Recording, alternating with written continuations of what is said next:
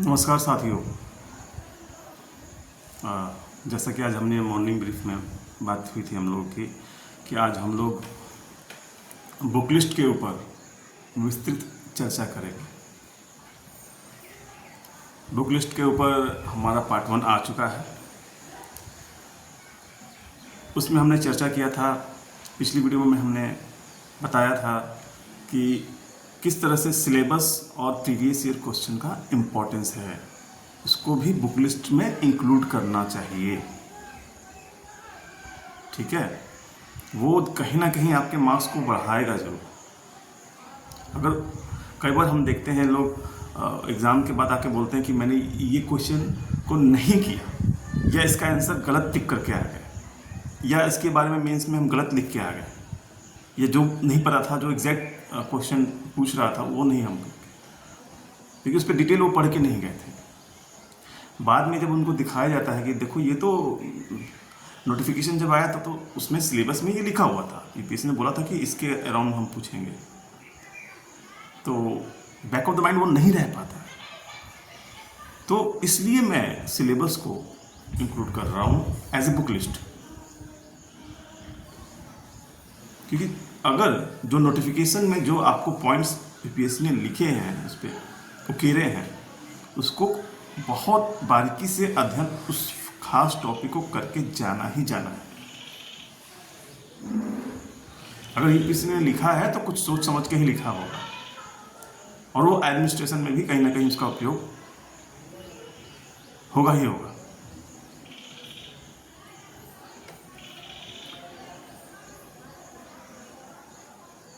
और साथ में हम लोग प्रीवियस ईयर क्वेश्चंस का तैयारी भी करना पड़ेगा। 20 साल का करना पड़ेगा। 20 ईयर्स समय है अगर तो करना है। 1 साल में अगर नेक्स्ट ईयर दे रहे हैं, 1 साल समय है आपके पास, तो कम से कम 10 साल का करके जाइए आप। मैं नहीं बोलूँगा कि आपके पास 1 साल का टाइम है तो 20 साल का करके जाइए। 4-5 मिनट पीटी का रहता है तो हम लोग बोलते हैं कि 5 साल का करके कम से कम जाइए। और नए नए स्टूडेंट्स क्वालिफाई कर लेते हैं पीटी, 5 साल का ही करके क्वालिफाई कर लेते हैं। होगा कहीं में उनका अच्छा एकेडमिक उनका ईयर रहा होगा जो पढ़ते होंगे, या फिर जब उनका मेमोरी शार्प होगा, या जो भी होगा। हर तरह के लड़के हैं यहाँ पर, हर तरह के लोग तैयारी करने वाले आते हैं। अगर आपके पास शार्प माइंड नहीं है तो उसको शार्प कीजिए। टैलेंट वाले लोग तो निकाल भी लेते हैं। टैलेंट आपके पास नहीं है तो टैलेंट बनाइए। टैलेंट कोई बकौती नहीं है। हमारे पूर्वजों ने भी कहा है, फादर ग्रैंड फादर्स, उनके द्वारा चली जाती है। बहुत सारी हम लोग को अच्छे अच्छे शब्द, अच्छे अच्छे वाक्य मिलते हैं सुनने के लिए।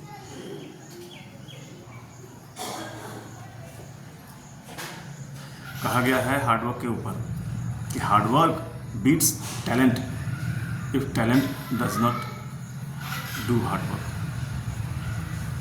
अगर हार्डवर्क करने वाला टैलेंट को बीट कर सकता है, जब टैलेंट हार्डवर्क नहीं करता है। बात समझिएगा इस चीज़ को। इसीलिए कहा गया है कि हार्डवर्क करते रहिए, आपके पास स्वतः टैलेंट आते जाएगा। क्योंकि जिसके पास टैलेंट है उसने बचपन में कहीं ना कहीं मेहनत किया है, हार्डवर्क किया है उसने।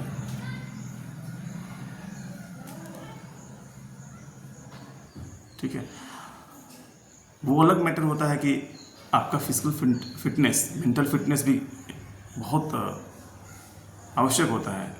ब्रेन का जो फिटनेस लेवल है, आपका जीवन शैली कैसा है, उस पर भी काफ़ी इफेक्ट पड़ता है।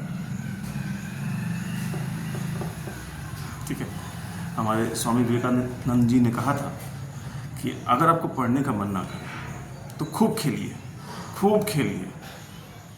जैसे 3-4 दिन आप पढ़े, आपको मन नहीं कर रहा है पढ़ने का, तो आप 2 घंटे, 1 घंटे, 3 घंटे खूब खेलिए। भूलिए कि एग्ज़ाम भी है मेरा।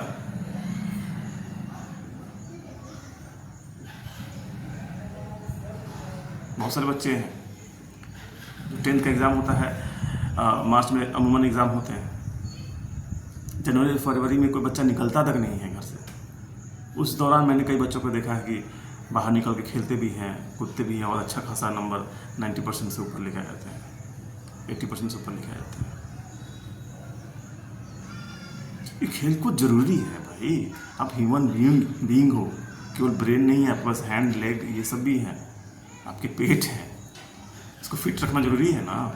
अगर उसमें ज़्यादा चर्बी भरा रहेगा तो बैठोगे पढ़ने के लिए तो वो क्या होगा, आपको नींद लाएगा, आपका फोकस नहीं हो पाएगा, आपको मन करेगा किताब रख के सो जाए उसके बाद फिर पढ़ें। यही होता है, यही होता है। तो mental fitness, physical fitness is very important in this examination. मैं ये नहीं कह रहा हूँ खूब जिम जाइए और खूब बॉडी बनाइए, ऐसा नहीं। हाँ, एक फिट बॉडी होना जरूरी है। रोज सुबह 2 किलोमीटर पैदल चलना जरूरी है। फिटनेस के ऊपर भी हम बात करेंगे, कितना फिटनेस ज़रूरी होता है। आप कोई भी काम कर रहे हैं, IAS के एग्ज़ाम की तैयारी कर रहे हैं, या कोई भी अपना बिजनेस कर रहे हैं, या कोई भी अपना व्यवसाय कर रहा है, या कोई भी आप चीज़ में लगे हुए हैं, दिन रात लगे हुए हैं, तो उसमें आपका एफर्ट जो है, जो आप उसमें अपना योगदान दे रहे हैं, अपना श्रमिक योगदान जो कर रहे हैं, श्रम कर रहे हैं, मेहनत कर रहे हैं, उस मेहनत में कहीं ना कहीं फिटनेस का बहुत बड़ा योगदान होता है। आपके वो कार्यशैली को थोड़ा सा प्रभावित करता है अच्छे ढंग से। तो जानते हो ये एग्ज़ाम कंपटीशन का है, और कंपटीशन में बाजी वही मारेगा जो सबसे तेज, सबसे आगे रहेगा। तो पार्ट 1 के हिसाब से मेरे को लगता है कि आप लोगों को समझ में आ गया होगा कि बुक लिस्ट में सिलेबस और प्रीवियस ईयर क्वेश्चंस को इम्पोर्टेंस देना जरूरी है। आपका समय है तो आप 20 साल का बना ही लीजिए, और मैं तो कहता हूँ बनाओ। कई ऐसे बच्चे 20 साल का क्वेश्चन करते हैं, भले आपको 2 महीना 4 महीने लग जाए, उसमें लगेगा भाई। 20 साल का क्वेश्चन करोगे तो लगेगा, टाइम लगता है उसमें। एक क्वेश्चन आप पढ़ रहे हो, उसका एक्सप्लेनेशन कर रहे हो, 5 मिनट 10 मिनट लगेगा, घंटे भर में पता चलेगा 5 क्वेश्चन आप कर पा रहे हो। 1 साल का 100 क्वेश्चन होता है, तो 20 साल का 2000 क्वेश्चन हो जाएगा। डेली 1 घंटे भी समय दोगे तो 100 क्वेश्चन करने में कितना समय लग जाएगा आपका, समझ रहे हो ना? 1 महीना लग जाएगा। 5-5 क्वेश्चन भी करते हो तो 4 क्वेश्चन 3 क्वेश्चन डेली, क्योंकि न्यूज़पेपर भी तो पढ़ना है। पॉलिटी का एम लक्ष्मीकांत खरीद के लेके आए हो मार्केट से, तो उसको भी तो पढ़ना है। और भी शेड्यूल बनाए होंगे, अपना न्यूज़पेपर का शेड्यूल बनाए होंगे। कोचिंग जा रहे हो तो उसका आने के बाद नोट्स को भी पढ़ना है भाई, इसमें भी टाइम जा रहा है। तो स्ट्रेटजी तो अपनी खुद की बनानी पड़ेगी आपको। हर चीज़ इफेक्ट करेगा इस एग्जाम में, हर चीज़। अगर आपको इसमें सिलेक्शन लेना है तो हर चीज़ आपको इफेक्ट करेगा। आपके फ्रेंड सर्कल कैसे हैं, आप कॉल पे किन से बात करते हो, आप के साथ अगल बगल सिस्टम कैसा है। सिस्टम कभी भी आपको लाइब्रेरी या लेबोरेटरी मोड में नहीं मिलेगा। आपको उथल पुथल ज़िंदगी में होते ही रहेगा, साथ में बगल में कहीं ना कुछ होते रहेगा। आप ओल्ड राजेंद्र नगर में रूम ले लो, या मुखर्जी नगर में ले लो, या पटना में रह लो, या अपने घर में रह लो, उथल पुथल तो कहीं ना कहीं होता ही रहेगा। जरूरी है अंदर से शांत होना। आप अंदर से शांत हो, अपने से अंदर से फोकस्ड हो, और एग्जामिनेशन का रूल जानते हो, रूल समझ गए, लॉ समझ गए, तो फिर खेल है भाई, फिर खेल है। फिर तो आपको पता चल जाएगा कि हाँ भाई इतना नंबर में मेंस में लेके आ रहा हूँ। पता है भाई कि 2000 के लमसम में हम लोग का मेंस का और इंटरव्यू मिला के टोटल मार्क्स होते हैं, तो आपको 1000 या 1100 या 1200 नंबर लेके आएंगे तो हम लोग का सिलेक्शन हो सकता है, हो जाता है। उतना का तैयारी करके जाओ। तो यानी अमूमन देखा जाए तो 60%, 50%, 60% मार्क्स लाता है लोग। तो ये ना हम लोग कहेंगे कि 2000 का है तो उसमें 1200 नंबर लाए तो हमारा टॉपर में नाम आ गया। तो 1200 नंबर कैसे आएंगे, उसके लिए ठीक है ना। तो बुक लिस्ट बहुत ज़रूरी है, बुक लिस्ट को समझना जरूरी है। बुक लिस्ट कोई छोटा मोटा चीज़ नहीं है, क्योंकि वो जो बुक आप पढ़ रहे हो वही आपको वो 5 किताब, वो 7 किताब जो पढ़ रहे हो वही आपको वहाँ तक लेके जाएगा। और प्रीवियस ईयर क्वेश्चंस जो होते हैं ना, वो आपको मतलब कि खुद टीचर, खुद को तुम मतलब आप लोगों को खुद को वो टीचर बना देगा। वो टीचर मतलब कि खुद को समझाने का।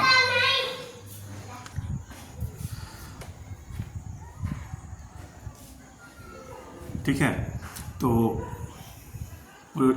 पॉलिटी के लिए हम लोग आँख बंद करके, वो बुक नहीं है, वो एक नोट्स ही है आपका, जो इंडियन पॉलिटी का टाटा मैग्रा-हिल जो पब्लिशर है, एम लक्ष्मीकांत सर की जो बुक आती है, वो लगभग हर 1-2 साल पे अपडेट होके आ रही है आजकल। अभी शायद 5th या 6th एडिशन चल रहा होगा, 7th एडिशन चल रहा होगा, तो देख लीजिए। हम लोग के टाइम तो 3rd एडिशन था, फिर 4th एडिशन आया था, फिर लास्ट हमारे टाइम तक 5th एडिशन तो आ ही गया था। तो अब 6th या 7th चल रहा हो, 8th चल रहा हो, आप लोग देख लीजिएगा। अभी मार्केट में तो मैं कई दिनों से गया नहीं हूँ, बहुत साल हो गए।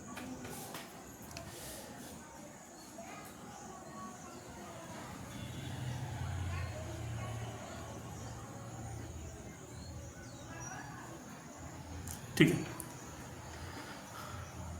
अभी जो भी नोटिफिकेशन है उसको पढ़िए आप, पूरा पढ़िए। कितना मार्क्स का कहाँ से पूछ रहा है, ऑप्शनल में 500 नंबर का आ रहा है, 250 का है एक सब्जेक्ट आपका, ऐसे है 250 का, 4 GS हो गया आपका 250 का, तो आपको 1000 नंबर वो हो गया, 1750 ऐसे हो जाएगा। 275 नंबर का आपका PT हो जाएगा, 275 नंबर का पर्सनालिटी टेस्ट। वो इंटरव्यू नहीं कहेंगे उसको, वो आपको एक तरह से आपको दिखना चाह रहे हैं कि भाई आपने तो ज्ञान जो था आपको तो हमने चेक कर लिया है, अब आपको हम समक्ष रूप से दिखना चाहते हैं, आपका हाव भाव कैसे है, आप में किस प्रकार के हैं। एक्चुअली 5-6 लोग जो है बैठ के आपको दिखाना चाहते हैं, आपसे मिलना चाहते हैं, बात करना चाहते हैं कि आप एक सूटेबल कैंडिडेट हो कि नहीं। आपको as a Indian administrative service में या इंडियन पुलिस सर्विस में जो भी पोस्ट है उसके लिए आप सूटेबल हो कि नहीं, उसके अनुसार से आपसे बातचीत करते हैं और उसके बाद अनुमान लगाते हैं कि हाँ ये बंदे को बन जाना चाहिए। इंटरव्यू का सेक्शन है, उसमें अलग से डिस्कशन करेंगे। बहुत लोग उसमें भी काफ़ी बच्चे नर्वस हो जाते हैं कि 2-3 गलत आंसर दे दिए तो क्या होता है। 2-3 गलत आंसर नहीं देना होता है, उसमें ईमानदारी दिखाना होता है, ईमानदारी से बात करना होता है। भैया सर सॉरी सर, हमको इसका जवाब नहीं पता है, मुझे कोई आइडिया नहीं है। भाई हम कोई भगवान थोड़ी ना कि सभी चीज़ का हमें आंसर पता हो। बताओ कि भाई महेश देखे यहाँ तक पहुँच गए, तो बस वो देखना चाहते हैं कि आप में एरोगेंस तो नहीं है ना। कैबिनेट में एरोगेंट पीपल अगर आ गए एडमिनिस्ट्रेटिव सर्विस में, तो इतने कोमल हृदय के लोग हैं, जनता है, गरीब जनता है, उनके सामने कठोरता से लोग पेश आएंगे, आपको भगवान की तरह देखते हैं कि भाई DM है, SP है, और ऐसे बात होगा तो फिर वो किस पे विश्वास करेंगे। प्रशासन उन्हीं के लिए तो बना है। प्रशासन में क्या लिखा हुआ आपको, संविधान की प्रस्तावना में ये लिखा है ना कि हम भारत के लोग अपने आप को, खुद को हम लोग ये संविधान दिए हैं ना। संप्रभु देश है हमारा, प्रजातांत्रिक देश है हमारा, है ना। तो इस सेवा को समझना होगा, आपको समझना होगा। बुक लिस्ट के माध्यम से मैं आपको बताना चाह रहा हूँ कि आपको किस तरह से पढ़ाई का आयाम देना है, उसको किस तरह से आपको डायरेक्शन देना है। तो पॉलिटी में एम लक्ष्मीकांत को बुक मत समझिए, वो एक नोट्स ही है, ठीक है, वो नोट्स ही है। और बेयर एक्ट्स में आपको PM बख्शी का आता है कॉन्स्टिट्यूशन, पॉकेट बुक भी ले सकते हो, उसकी बड़ी बुक भी आती है। मुझे लगता है कि पॉकेट बुक्स आप एक ले लोगे तो काफ़ी अच्छा रहेगा, ठीक है ना। उस ज़माने में आती थी, अब अभी उसका भी नया एडिशन आ ही गया होगा।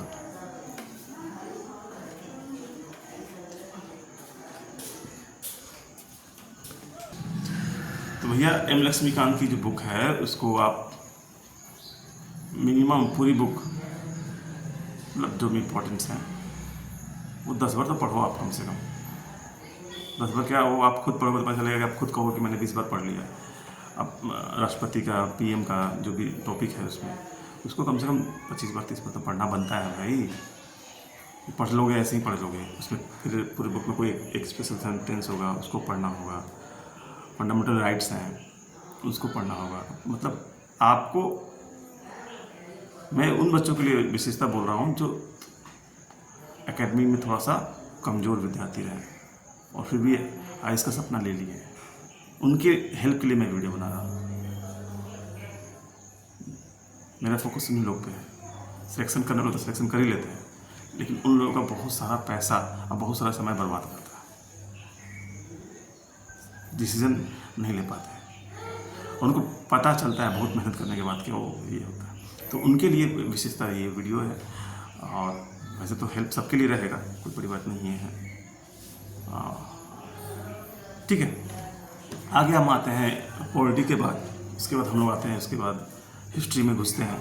तो हिस्ट्री में आप 3 चरण में है, एंशिएंट, मिडाइवल और मॉडर्न। तो मॉडर्न इंडिया में हमारी सबसे फेमस बुक चलती है स्पेक्ट्रम के लिए। ठीक है, स्पेक्ट्रम के लिए स्पेक्ट्रम पब्लिकेशन का आता है बुक, राजीव अहिर सर का। ठीक है, तो राजीव अहिर सर का आता है।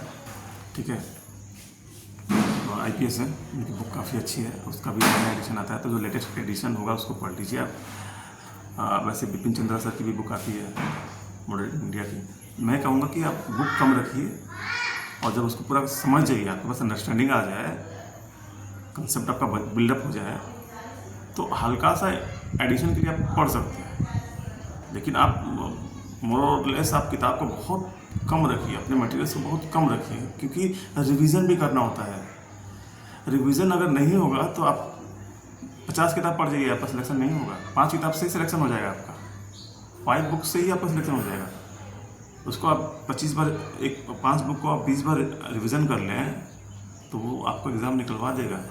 मैं तो बोल रहा हूँ कि 2025 टोटल मार्क्स है, आपको उसमें 1000-1200 नंबर लेके आना है, क्योंकि कभी कभी 1200 पे भी टॉपर आ जाते हैं, कभी 1000 मार्क्स पे भी टॉपर आ जाते हैं। तो ऊपर नीचे मार्किंग क्राइटेरिया हर साल चेंज होता होगा। ठीक है, तो उस हिसाब से मैं कह रहा हूँ, तो अपनी तैयारी रखिए भाई। मार्किंग पैटर्न बदलेगा। अगर 10 में से अच्छा कंटेंट को 7 नंबर मिल रहा है और किसी साल बोला कि नहीं 10 में से 5 से ऊपर नहीं देना है, तो वो तो सबके लिए लागू होगा ना, तो सबको उतना ही मार्क्स मिलेगा। फिर तो 1000 पे भी टॉपर हो जाएगा। कभी बोला जाएगा नहीं उसको मार्क्स को थोड़ा बढ़ाया जाए, तो फिर वो 1200 पे भी टॉपर चल जाएगा। तो वो अपना मार्किंग पैटर्न है, क्राइटेरिया होगा जो यूपीएससी समझे उस चीज़ को। हमें क्या है कि हमें अपना परफेक्ट देके जाना है। ठीक है ना, जितना पढ़े वो दिमाग में होना चाहिए। लाइब्रेरी नहीं खोलनी है अपने घर के अंदर, बहुत सारी बुक हैं। बहुत, मुझे लगता है कि हर आदमी लगभग 40-50 हज़ार की बुक खरीद ही लेता है। हम लोग का ऑप्शनल था political science, India after Nehru, India after Gandhi,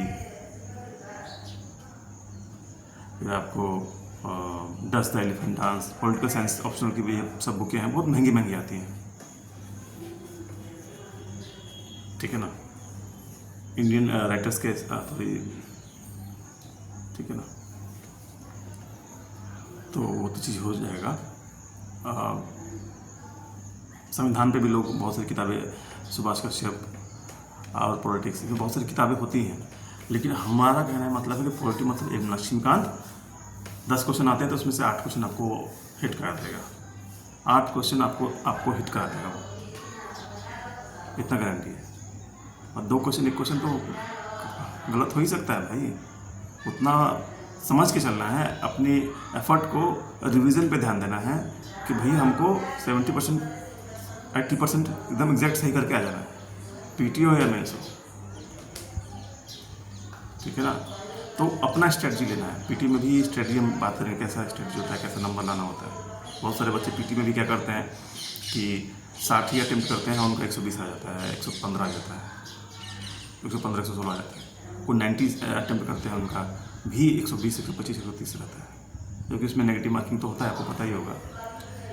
तो ये चीज़ है। बहुत सारे बच्चे मेंस में क्वेश्चंस आते हैं तो कोई सारा अटेम्प्ट करके आता है।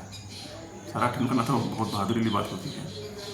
मेंस में कोई 2-4 क्वेश्चन छोड़ देता है, फिर भी उसके 150 आ जाते हैं 250 में, और कोई पूरा करके जाता है तो उसके 100 ही आते हैं 250 में से।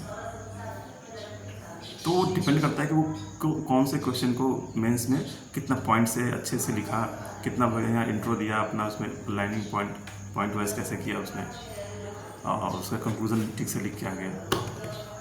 तो ये सब चीज़ें होती हैं, वो डिस्कशन का है। हम लोग पीटी मेंस इंटरव्यू के बारे में बात करेंगे। तो ये बुक लिस्ट के दौरान मैं ये सब बातें इसलिए एक्सप्लेन कर रहा हूँ कि आप जब किताब लेके बैठें तो ये सब आपके माइंड में होना चाहिए। पीटी और मेंस में किस तरह से क्या है नहीं है, तो वो कैसे हो पाएगा। वो जब तक आप PYQ नहीं कीजिएगा, जब तक आप सिलेबस नहीं कीजिएगा, तो बुक लिस्ट भैया ये 8, 9, 10, 11, 12 नहीं कर रहे हो, ग्रेजुएशन नहीं कर रहे हो, आपको एग्ज़ाम निकालना है। तो एग्ज़ाम के लिए तैयारी करो। एग्ज़ाम में क्वेश्चन किस तरह से पूछता है उस पर फोकस करना है। आप ये इसका ज्ञान बढ़ाने से ज़्यादा इंपॉर्टेंस है कि जो प्रश्न पत्र आएगा उसके लिए तैयारी करना है। हमको पेपर के लिए तैयारी करना है, हमको खुद को विद्वान बनने के लिए नहीं तैयारी करना है। बहुत सारी किताब खरीद लिए, तो एक एम लक्ष्मीकांत से ना उसको बार बार पढ़ो। उसको हम 5 किताब खरीद लिए और पूछ दिए कि भाई आर्टिकल 52 क्या है, नहीं पता है भाई, हम बहुत पढ़ लिए। हम तो एक है और रिकन्स्ट्रक्शन का बहुत बड़ा DD बसु का एक किताब आता है, दुर्गादास बसु। उसमें थोड़ा सा बहुत लैंग्वेज जो है उसका काफ़ी थोड़ा हार्ड है, उसमें मीनिंग काफ़ी हार्ड होता है। जैसे तो हिंदू आर्टिकल पढ़ते हैं ना, तो उस टाइप का उसमें सीधा रहता है। तो ये चीज़ है। एम लक्ष्मीकांत पढ़ के आप मतलब कि एक ही किताब से पढ़ के आप पॉलिटी के 80% 90% क्वेश्चन अटेम्प्ट कर सकते हैं और सही से करके 80% आ सकते हैं।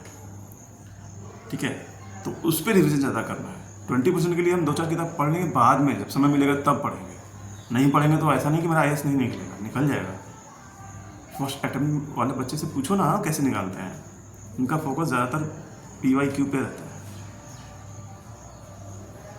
और ग्रेजुएशन, जब वो ग्रेजुएशन करते हैं, जब वो अपने स्नातक ईयर्स में रहते हैं, साल में रहते हैं, तो उस समय वो ये मोटी मोटी जो टाइम कंज्यूमर बुक्स हैं, ये पॉलिटी का एम लक्ष्मीकांत हो गया, रमेश सिंह इकोनॉमिक्स का हो गया, ये सब उसी समय कंप्लीट कर लेते हैं। 5-6 बार उनका पहले से फोकस होता है कि 12th के बाद हमको ग्रेजुएशन करना है, उसके बाद IAS का एग्जाम देना है।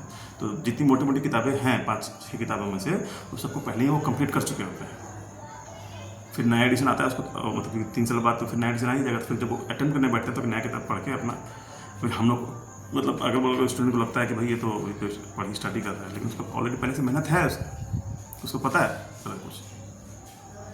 मैंने आर्टिकल पता है, पार्ट पता है, सब पता है उसको। कोचिंग कर लिया है, थोड़ा सा अच्छा ब्रशअप हो गया। हाँ, आपको पता ही विजन IAS जो हम लोग का है नंदनगर में, वो फेमस है इसके लिए, टेस्ट सीरीज़ के लिए। बाजीराम रवि फेमस है उसके लिए, मतलब कोचिंग के लिए। ये सब चीज़ें हैं, तो उसका फ़ायदा उठाओ ना भाई, फ़ायदा उठाओ हर चीज़ का। हर कोई कोचिंग का, इंस्टीट्यूट का जो चीज़ें हैं उसका फ़ायदा उठाओ। नोट्स मिल जाते हैं मार्केट में, नोट्स पढ़ लो। बहुत फेमस दुकान है राजेंद्र नगर में, इमेज रनर है, अच्छा फोटोशॉप का दुकान है। वहाँ पे जाओ, उनसे पूछो। वहाँ पे तुम मतलब कि जितना IAS के एस्पिरेंट को नहीं पता होगा, उतना उन फोटोशॉप या फोटो जो करके दे रहे हैं, फोटो कॉपियर लोग जो करके दे रहे हैं, उनको पता है कि भैया ये करके जाइए, आप ये आपका हो जाएगा इसमें, समझे। तो एक वैसा हवा होता है, उस माहौल का तो हवा होता है, मैं तो है। लेकिन आप माहौल अंदर से बनाना पड़ता है। बाहर के माहौल कितना भी है, लेकिन आप नहीं मेहनत कर रहे हैं तो नहीं होता। ठीक है। और ऐसे मुखर्जी नगर में जाएगा तो अतुल फोटो स्टेट है, मतलब और भी बहुत सारे लोग हैं, 5-6 लोग, सब मेहनत कर रहे हैं। सबका किसी के पास जाएगा तो आपको अच्छा मिल जाएगा, नहीं कोई खास ही आपको दे पाएगा। ठीक है। तो हम बात कर रहे हैं फिर से बुक लिस्ट के ऊपर। बहुत सारी चर्चा इधर उधर हो रहा है हम लोग का, तो ज़रूरी भी है कि हम समझें कि ये हो सकता है कि 10 मिनट का, आधा घंटे का या 1 घंटे का जो हम लोग का वीडियो है, इसमें काफ़ी कुछ आप सीख लें। जो आप समय बर्बाद कर रहे हैं वो समझ में आ जाए कि मैं IAS करूँ भी कि नहीं करूँ। IAS करना है तो उसके लिए आपको फोकस होना पड़ेगा, उसके लिए आपको थॉट प्रोसेस बिल्डअप करना पड़ेगा, आपको बुक लिस्ट को समझना पड़ेगा, बुक लिस्ट के अकॉर्डिंग ये निर्णय लेना होगा कि भैया पहले हमको ये करना है, बाद में वो नहीं करना है। पहले क्वेश्चन आंसर प्रीवियस ईयर कर लोगे, उसके बाद अगर बुक पढ़ने बैठोगे तो कहीं ना कहीं आपको उसके एफिशिएंसी में, आपके एफर्ट में आपको खुद पता चलेगा कि हम खुद पता चल जाएगा कि हाँ ये टॉपिक इंपॉर्टेंट है, इसको पढ़ लो, इसको बढ़िया से याद कर लो, इसको समझ लो, इसी से क्वेश्चन आता है, इस तरह क्वेश्चन आता है। और बहुत सारे क्वेश्चन रिपीटेशन में भी आते हैं।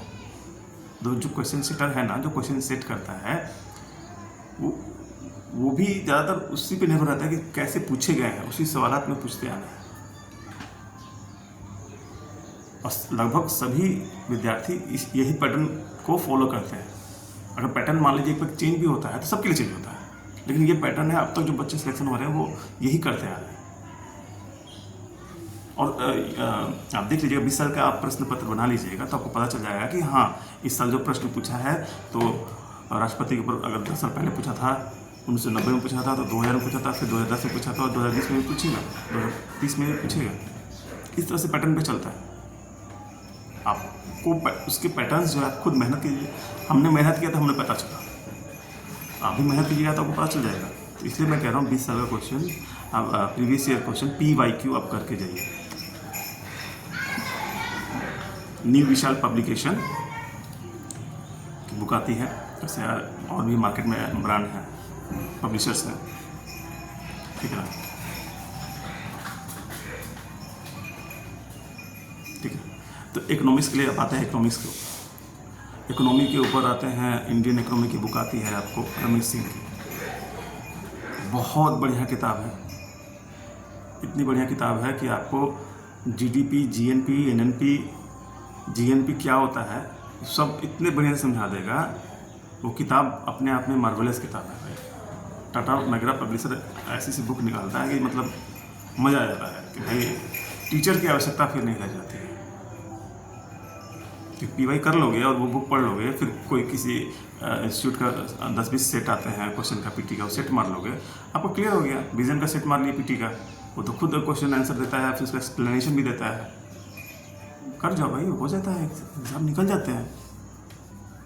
हम बस अपने आप को तोप नहीं समझना है कि मैं बहुत बड़ा टैंकर हूँ, मैं तो बहुत बड़ा एकेडमिक क्वालिफिकेशन वाला हूँ, मैं तो 99 लाया था 10th में, 12th में भी लाया था, ग्रेजुएशन में भी बहुत बढ़िया यूनिवर्सिटी से टॉपर रहा हूँ, गोल्ड मेडलिस्ट हूँ। बहुत सारे गोल्ड मेडलिस्ट हैं, पढ़े हुए हैं, वो प्रोफेसर बन के बैठे हुए हैं, एडमिनिस्ट्रेशन में नहीं है। ठीक है, तो एडमिनिस्ट्रेशन में जाना है तो इसके माहौल को समझना होगा। ठीक है, तो इंडियन इकोनॉमी की बुक जो है रमेश सिंह की, एक हाँ जैसे हम लोग के टाइम पे तो ये किताब चल ही रही थी, जब काफ़ी साल हो गया, 1 साल 2 साल 3 साल गुजर गए, तो बहुत सारी किताब मार्केट में और भी पढ़ने का मन करता है। तो ऐसे पढ़ने के लिए आप ले सकते हैं। संजीव वर्मा है इंडियन इकोनॉमी का। अब संजीव सर तो अब नहीं है इस दुनिया में, ओम शांति। संजीव वर्मा सर की, भगवान की आत्मा को शांति दे जहाँ पर भी हो। तो उनकी किताब भी बहुत पतली और बहुत अच्छी किताब।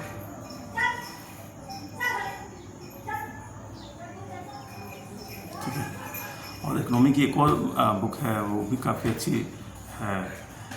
कोई राइटर हैं, उस पर हम चर्चा करेंगे। हम लोग जब इकोनॉमी की चर्चा करेंगे तो करेंगे। ठीक है, इंडियन इकोनॉमी है, उनको कुछ ना बता देंगे, आपको बता देंगे। ठीक है ना। थोड़ा सा साउथ इंडियन राइटर है, उनका थोड़ा सा नाम हल्का हल्का याद है, लेकिन आपको परफेक्ट बता देंगे आपको। तो ठीक है, एनवायरनमेंट के लिए सब कुछ जानते हैं भाई। एनवायरनमेंट के लिए तो पता है कि शंकर IAS की जो बुक आती है वो बहुत अच्छी है। तो शंकर IAS की जो बुक आती है एनवायरनमेंट के लिए, उसमें पढ़ना होता है तो उसको बढ़िया से पढ़िएगा, वो अच्छी किताब है। फिर बेस वही PYQ रहेगा, तो आपको पता रहेगा कि हमको उसमें एनवायरनमेंट में क्या, कौन से टॉपिक पे हमको फोकस करना है। सिलेबस पढ़ रहेंगे तो हमको पता रहेगा सिलेबस में जो टॉपिक दिया है, उसको कंप्लीट करके ही बाकी कुछ देखना है। उसको एकदम दिमाग में, ब्रेन में रहना चाहिए। ठीक है, तो बहुत सारी इंपॉर्टेंट चीज़ें हैं उसमें, आपको पता होना चाहिए भाई। बायोडाइवर्सिटी के बारे में पता होना चाहिए, नेशनल पार्क के बारे में पता होना चाहिए। ठीक है ना। बहुत सारे ट्रैफिकिंग होते हैं एनिमल्स के। अगर कोई न्यूज़ में बात है, अगर आप 1 घंटा 2 घंटा न्यूज़पेपर तो पढ़ ही रहे होंगे, आप द हिंदू पढ़ रहे होंगे या इंडियन एक्सप्रेस पढ़ रहे होंगे, इंडियन एक्सप्रेस का एक्सप्लेन आता है, ठीक है ना, वो पढ़िए आप, ठीक है ना। तो इन्वायरमेंट के लिए वो सही है, आप उसके लिए भी स्ट्रेटजी अपना बना सकते हैं। स्ट्रेटजी जो खुद की स्ट्रेटजी है, कैसे पढ़ना है, क्या करना है, वो मुझे लगता है कि P/Q सिलेबस जब करते हैं तो आपको हो जाती है कि हाँ मुझे को ऐसे तैयारी करनी है, ठीक है ना। और आपको तो भाई सबसे पहले तो वो तो बेस तो आपको पता ही है, कंप्लीट करना ही है, 6 to 12 NCERT करना है। कहीं कोई किसी का शॉर्टकट मत अपनाइए, चुपचाप जाइए मार्केट में, NCERT की बुक खरीदिए, उसको पढ़िए, रॉ मटेरियल से पढ़िए। कोई कोचिंग दे कहे वो अलग मैटर है, ठीक है ना। वो NCERT ही NCERT है। आप जो बुक पढ़ रहे हैं उसको अंडरलाइनिंग करना बहुत जरूरी है, अंडरलाइन इंपॉर्टेंट कीजिए और उसी को जब तक सिलेक्शन ना हो जाए उसी किताब से पढ़िए, नया किताब मत लीजिए, उसी पे भरोसा रखिए। हाँ, ब्रेन इम्प्रूव या कुछ एक्स्ट्रा पढ़ने के लिए ले लिए हम, ठीक है। तो UPSC इस तरह से क्वेश्चन सेट भी करती है कि फर्स्ट अटैम्प्ट वाला और लास्ट अटैम्प्ट वाला भी को डिस्क्रिमिनेशन ना हो। वो अगर उस क्वेश्चन को अच्छे से कर पाएगा जो फर्स्ट अटैम्प्टर वाला नहीं कर पाता है, जो लास्ट अटैम्प्टर होता है उसको कुछ पुरानी बातें भूल जाता है, वो हार्ड वाले क्वेश्चन को ज़्यादा अच्छे तरीके से कर लेता है, ठीक है ना। तो उसको उस तरह से सिलेक्शन मिल जाता है, जो नए वाले होते हैं हमको इस तरह से सिलेक्शन मिल जाता है। मतलब कि ओवरऑल तो मार्क्स ही लाना है ना, तो उसमें कुछ परसेंटेज ईजी क्वेश्चन भी होते होंगे, कुछ मॉडरेट भी रहते होंगे, कुछ हार्ड भी रहते होंगे। तो हो सकता है जो लास्ट अटेम्प्टर वाले जो होंगे जिनका सिलेक्शन हुआ होगा, मतलब अपना स्पेकुलेशन करते हैं लोग, उस आधार पे कहा जा सकता है कि वो जो हार्ड वाले क्वेश्चन अटेम्प्ट करके उसमें से मार्क्स लेके आया, कोई मार्क्स कहाँ से लेके आ रहा है।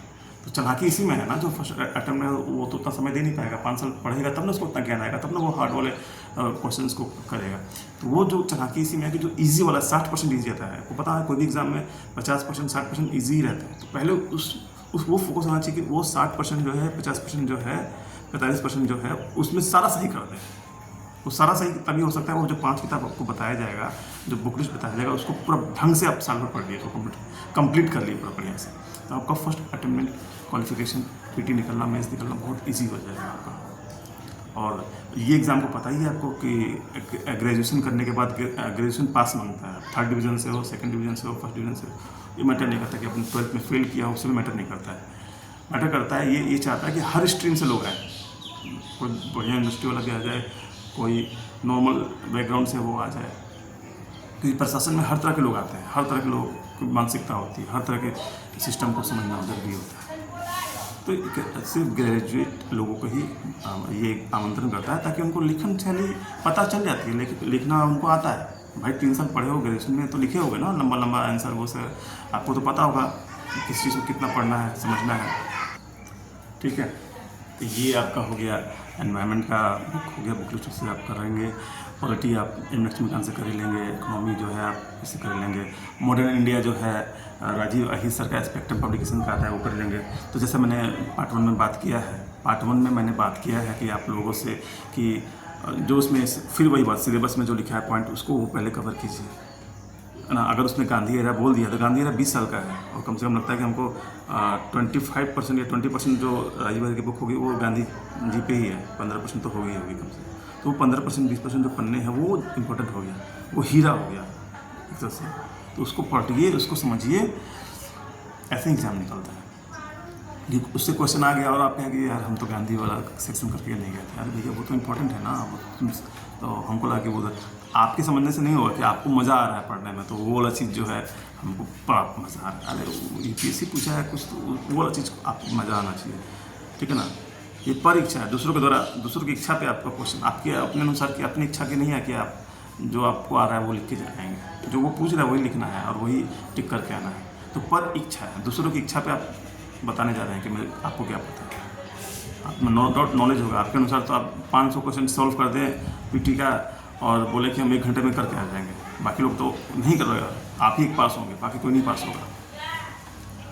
आप बोल भी देंगे कि हाँ मैंने 500 क्वेश्चन 1 घंटे में सॉल्व करके आ गया, समझ रहे हो। तो ये एक लेवल प्लेइंग फील्ड होता है, ठीक है ना, ठीक है। तो मिडाइवल और एंशिएंट जो है आपको ओल्ड एनसीईआरटी से भी कर सकते हैं, आप न्यू एनसीईआरटी से भी कर सकते हैं, तमिलनाडु बोर्ड की टेक्स्ट बुक आती है उनसे भी कर सकते हैं। ठीक है, कोई दिक्कत। अब हमारा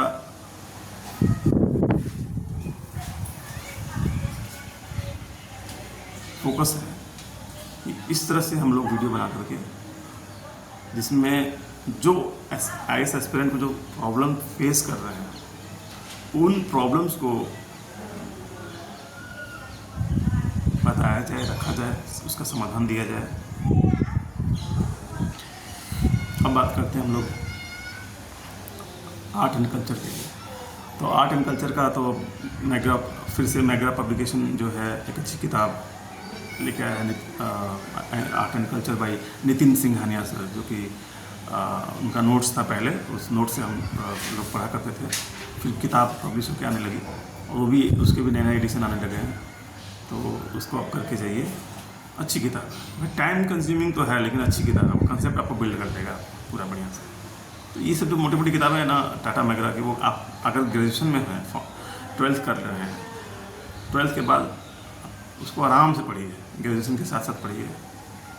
10th वाले बच्चे भी पढ़ सकते हैं जिसमें टाइम है, 11th वाले बच्चे भी पढ़ सकते हैं, 12th वाले भी बच्चे पढ़ सकते हैं। अच्छा किताब है, क्योंकि वो तो सारा तो वही चीज़ है, आर्ट एंड कल्चर में सारा वही है जो 10th 11th 12th में आपने पढ़ा है, उसको थोड़ा सा एकदम कंसाइज करके, एकदम जैसा IAS में पूछ रहा है उस तरह से बनाकर दिया हुआ है। उसमें अच्छे अच्छे डायग्राम्स दिए हुए हैं, मतलब यही सब क्वेश्चन पूछता है, शिखर ये सब क्या है, और टेम्पल बना हुआ है, अच्छा लगता है पढ़ने में। तो स्तूपा है, ये सब कौन कहाँ है, कौन यूनेस्को हेरिटेज साइट है, यही सब ना पढ़ना होता है।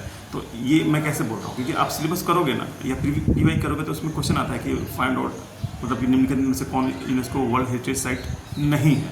जनरली यूपीएससी थोड़ा टिक करके पूछता है, वो है कौन सा, वो नहीं तो 3 नहीं होता, 1 होता है, तो वो लोग टिक कर देते हैं बाकी एग्जाम में। लेकिन इसमें क्या है कि कौन सा नहीं है आप पता कीजिए आपको। तो थोड़ा सा इसमें मतलब कि आपको चाहता है कि आप रट्टे वाले नहीं हो, थोड़ा सा समझदारी वाला भी हो, आप जो आपका थॉट प्रोसेस हो, वो आपका होराइजन जो हो आपका थोड़ा सा बहुत बड़ा हो और आप उसको कैटर कर पाए।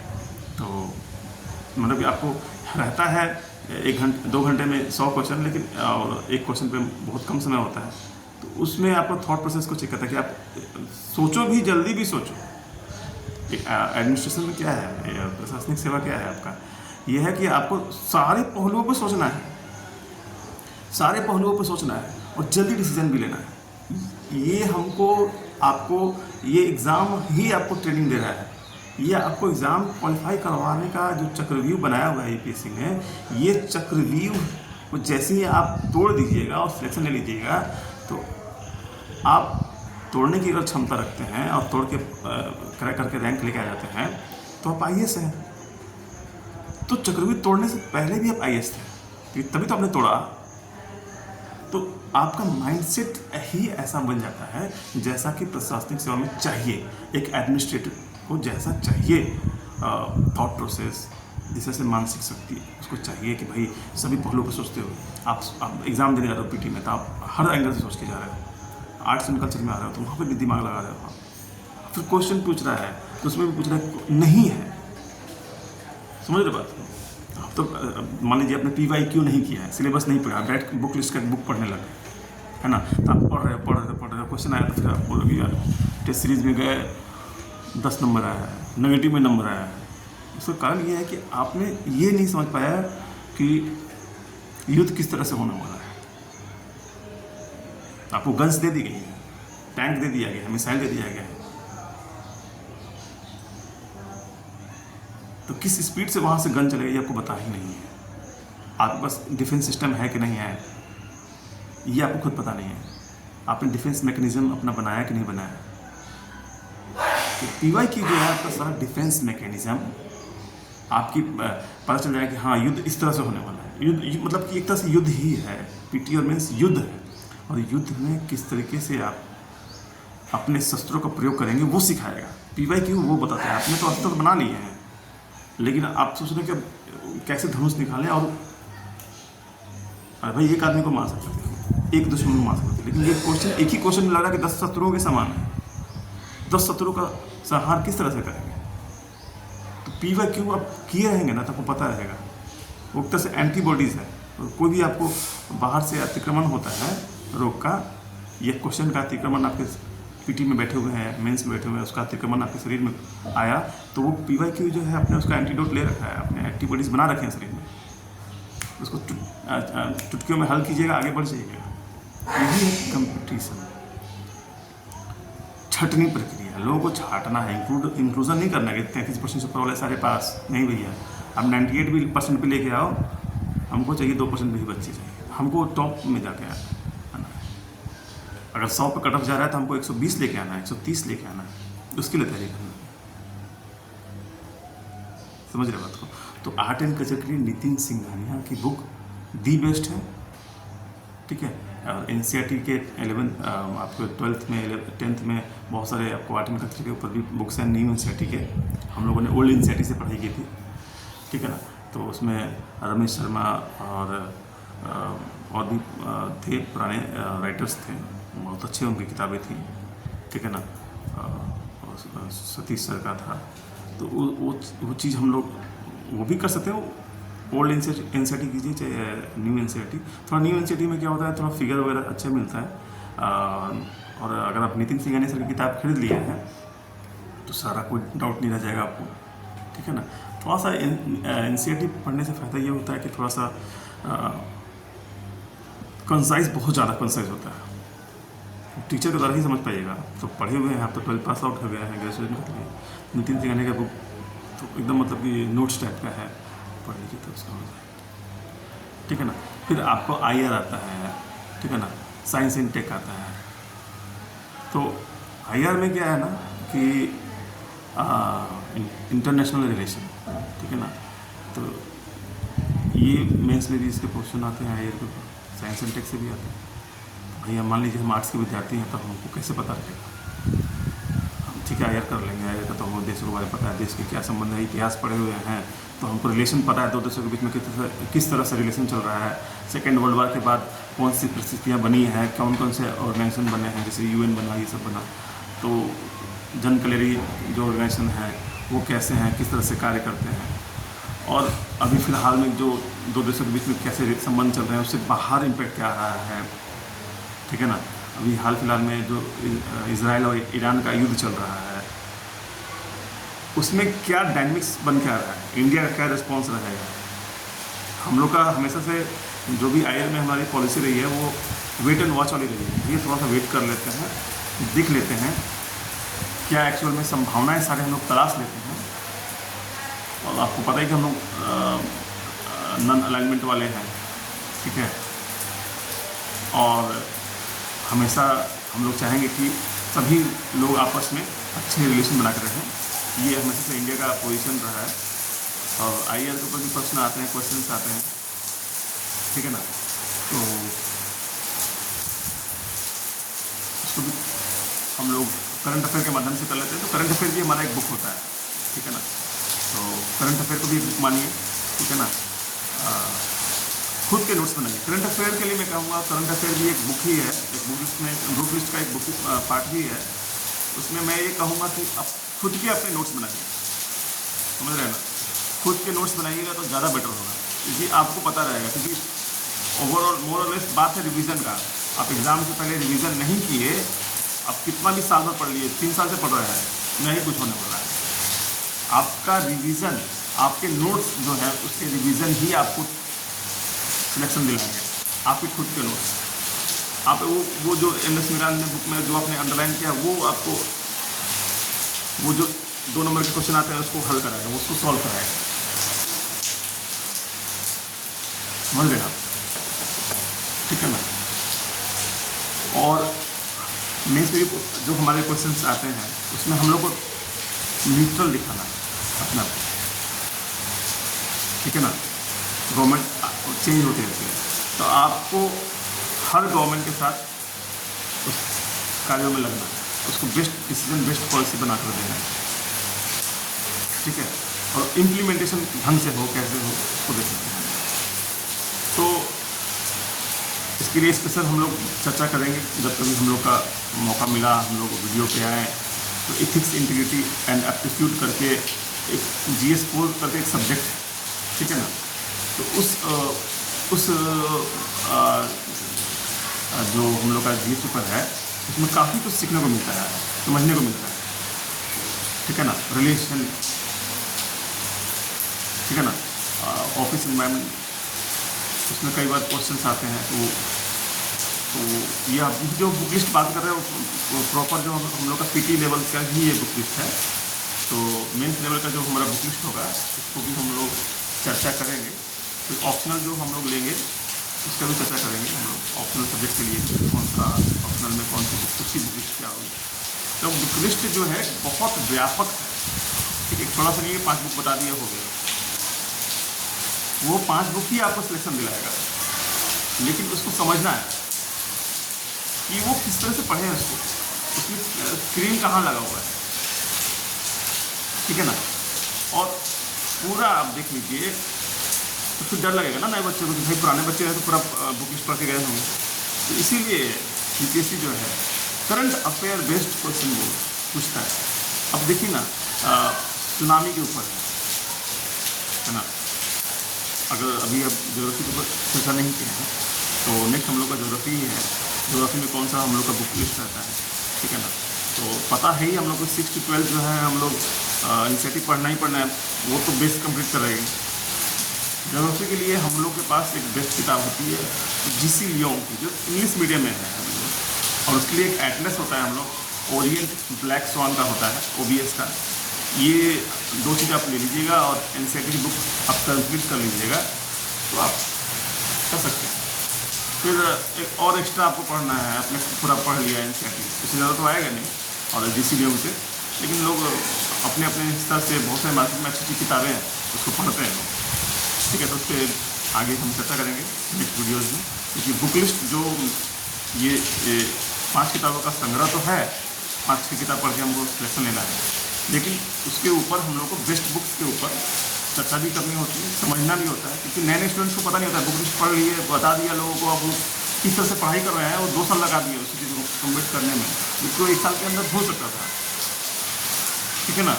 अब वो 2 साल बुक लिस्ट 2 साल उसी बुक लिस्ट से उसी किताब को पढ़ते हैं, लेकिन फिर भी पता नहीं चलता है कि भाई पीटी क्यों नहीं निकलता है, मेंस क्यों नहीं निकलता है, क्या कारण है भाई। बुक लिस्ट तो उसी बुक लिस्ट को पढ़ते हुए वो टॉपर ने बताया था, ये बुक लिस्ट टॉपर ने बता दिया था, सर ने बता दिया था, लेकिन सर ने ये भी बोला PYQ और सिलेबस करो।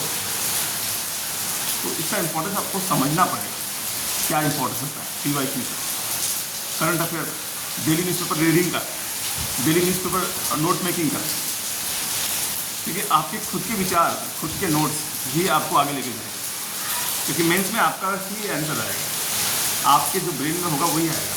पूरा किताब तो आप वहाँ पे लेके नहीं जा सकते ना मेंस में।